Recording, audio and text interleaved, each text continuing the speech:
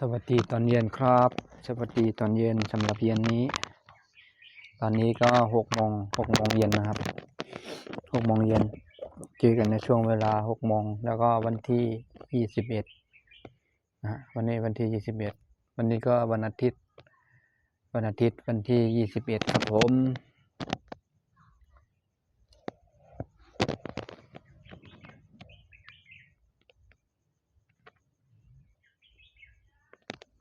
ตอนนี้เรามาสายวิ่งใต้ไฟเรียบร้อยนะฮะวันนี้ผมสายวิ่งใต้ไฟเสร็จเรียบร้อยนะฮะรูดีขึ้นเนาะถ้าใครชอบใส่ก็รอซื้อซื้อเอานะตัวนี้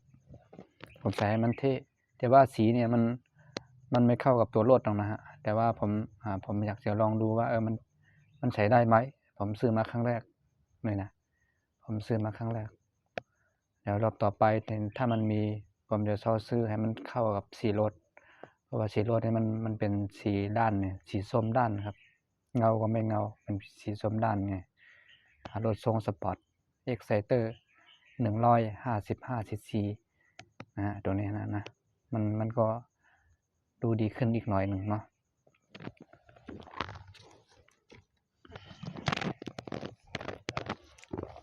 ไหนก็เพื่อนก็มีเวลาใช่ไหมถ้ามีเวลาแล้วก็อัปโหลดคลิปนิดหน่อยก็ดีวันเสาร์วันอาทิตย์อาจจะได้สัก2-3 คลิปก็ดีนะครับนะมันก็แล้วแต่คุณว่าคุณจะทำงานจริงๆไหมอยากมีรายได้เสริมไหมอย่างเงี้ยก็แล้วแต่นะอันนี้คือผมไม่ได้มาสอนแล้วก็ไม่ได้บังคับเนาะผมไม่ได้บังคับให้ใครทำแต่คุณคิดว่ามันได้มันโอเคคุณก็ทำไปเลยคุณไม่ต้องรอใครมาบอกคุณไม่ต้องรอใครมาบอกว่าอันนี้มันได้อันนี้มันไม่ดีนะอันนี้มันช้านะอย่างเงี้ยถ้าคุณคิดว่ามันมีรายได้อนาคตข้างหน้าเราก็ทำไปซึ่งมันไม่ได้ยากนะเราต้องลงทุนอยู่ใช่ไหมคำว่าลงทุนเนี่ยคือว่า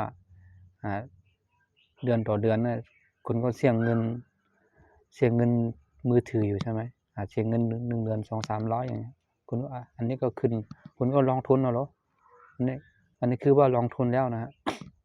ลงทุนดูเน็ตดู YouTube ดู TikTok Facebook อันนี้ก็คือว่ามันถ้าใช้คำว่าลงทุนเนี่ยคุณก็ต้องเข้าใจนิดนึงนะครับเนาะทุกคนก็ต้องเข้าใจนิดนึงว่าเราต้องลงทุนอะไรเราไม่มีตังค์ไม่ลงทุนนะไม่มีเงินลงทุนอย่างเงี้ยแต่ว่าคุณอยู่ปัจจุบันเนี่ยทุกวันที่ผ่านมานะหรือชีวิตคนเราเนี่ยนะฮะมันก็ต้องเสี่ยงเงินนั่นแหละถ้าไม่เสี่ยงเงินก็เวลาคุณไปตลาดไปอะไรคุณต้องอันนี้ไหมถือว่าคุณลงทุนทำงานก็ต้องลงทุนเนี่ยนะฮะก็คลิปวิดีโอนี้ก็จะมีประมาณนี้นะครับเดี๋ยวไว้เจอกันใหม่เนาะสวัสดีครับ